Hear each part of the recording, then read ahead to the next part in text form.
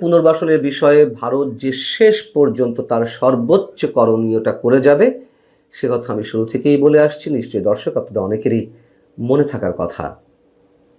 এবং ভারতের প্রায় সব দলই যে এ বিষয়ে ঐকমত্য অবস্থানে রয়েছে সেটিও আমরা জানি। এখন যেটি শোনা যাচ্ছে যে গোপন স্থানে অবস্থান করেও সাবেক প্রধানমন্ত্রী আওয়ামী লীগ সভানেত্রী শেখ হাসিনা তিনি দলীয় নেতাদের সঙ্গে বৈঠক করছেন। শেখ হাসিনা তার দলীয় নেতাকর্মীদের উদ্দেশ্যে অডিও বার্তা দিয়ে আসছিলেন, অনলাইন বৈঠকগুলোতে নিয়মিত অংশ নিচ্ছিলেন এবং যেগুলোর কোনো কিছুই ডক্টর ইউনূস সরকার ঘোরতর আপত্তি জানিয়ে এলো তাতে কোনো প্রকার কর্ণপাত করেনি ভারত সরকার। এবং সবসময় ভারতের পররাষ্ট্র মন্ত্রণালয় কিংবা দায়িত্বশীল বিভিন্ন পর্যায় থেকে এগুলো ক্ষেত্রে বলা হয়েছে যে কারোর বাক স্বাধীনতায় বাধ সাধে না ভারত। এমনকি বিবিসিতে দিল্লিতে এবং কলকাতায় অফিস ভাড়া করে দলীয় কার্যক্রম পরিচালনা করছে সেখানে অবস্থানরত আওয়ামী লীগ নেতারা, এমন একটি প্রতিবেদনও তো প্রকাশিত হলো, যদিও সেটি অস্বীকার করেছে ভারতের পররাষ্ট্র মন্ত্রণালয়। তো এতদিন বিভিন্ন অডিও বার্তায় কিংবা অনলাইন বৈঠকগুলোতে শেখ হাসিনা তার বক্তব্য প্রচার করে এলো বা তার নির্দেশনা বিভিন্ন বিষয় দিয়ে এলো, আমরা হঠাৎ করে দেখলাম তিনটি আন্তর্জাতিক বার্তা সংস্থা বা গণমাধ্যম, যেমন রয়টার্স, CNN সহ 3টি গণমাধ্যমে তার সাক্ষাৎকার প্রচারিত হলো একযোগে।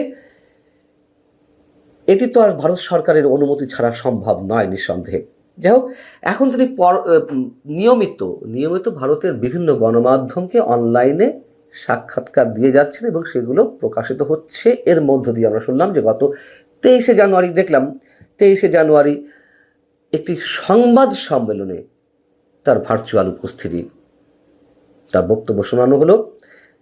তারপর শোনা যাচ্ছিল যে তিনি ভিডিও কলে আসবেন এবং যে কোনো সময় ভিডিও কলে যুক্ত হতে পারেন।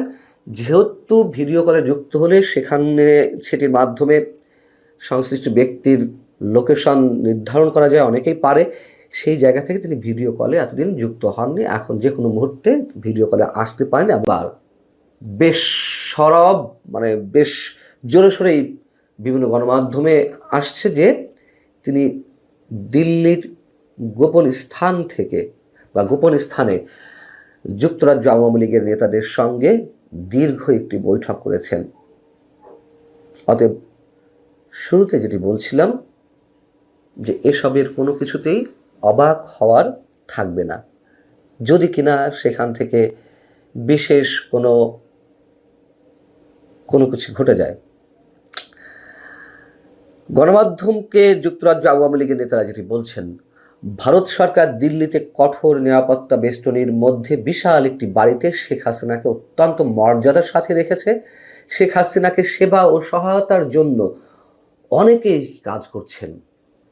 এই বাসস্থানের নিরাপত্তা বলয়ও কয়েক স্তরে বিন্যস্ত। শেখ হাসিনার ছোট বোন শেখ রেহানা এবং সাবেক তথ্য প্রতিমন্ত্রী মিস্টার আরাফাতের মতন কয়েকজন নিয়মিত তার সঙ্গে দেখা করছেন। এমনকি মাঝে মধ্যে তার ছোট বোন শেখ রেহানাও সেই গোপন স্থানে, তার থাকার স্থানটিতে একসাথেই অবস্থান করেন। যেই বিষয়গুলো গণমাধ্যমে এসেছে সেখান থেকে জানা যাচ্ছে যে লন্ডন থেকে যাওয়া যুক্তরাজ্য আওয়ামী লীগের 5 নেতা 21শে জানুয়ারি শেখ হাসিনার সঙ্গে দীর্ঘ এই বৈঠকটি করেন। কড়া নিরাপত্তা বেষ্টনী পার করে নিরাপত্তা বাহিনীর সদস্যরা শেখ হাসিনার থাকার স্থানটিতে তাদেরকে নিয়ে যান এবং মোবাইল ফোন বা অন্যান্য কোনো সামগ্রী নিয়ে যাওয়ার অনুমতি দেওয়া হয়নি। শেখ হাসিনার সঙ্গে যারা সাক্ষাৎ করেছেন তাদের একজন গণমাধ্যমকে বলছেন যে কঠোর নিরাপত্তা ব্যবস্থার মধ্য দিয়ে সাক্ষাৎটি অনুষ্ঠিত হয়।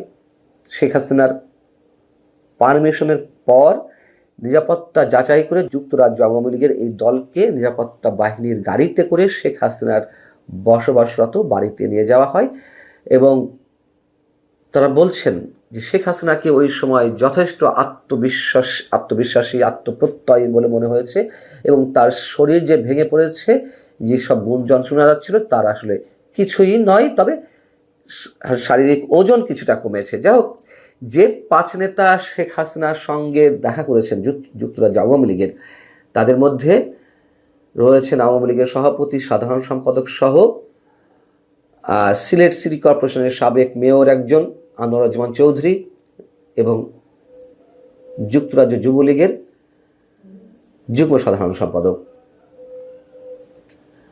এবং ভারতে 1 সপ্তাহ যুক্তরাজ্য আওয়ামী লীগের এই 5 নেতা অবস্থান করে 26শে জানুয়ারি তারা লন্ডন ফিরে গেছেন। এই হচ্ছে বিষয়। 2024 সালের 10 ডিসেম্বর এই যুক্তরাজ্য আওয়ামী লীগের নেতাদের সামনে ভার্চুয়ালি ভাষণ দিয়েছিলেন শেখ হাসিনা।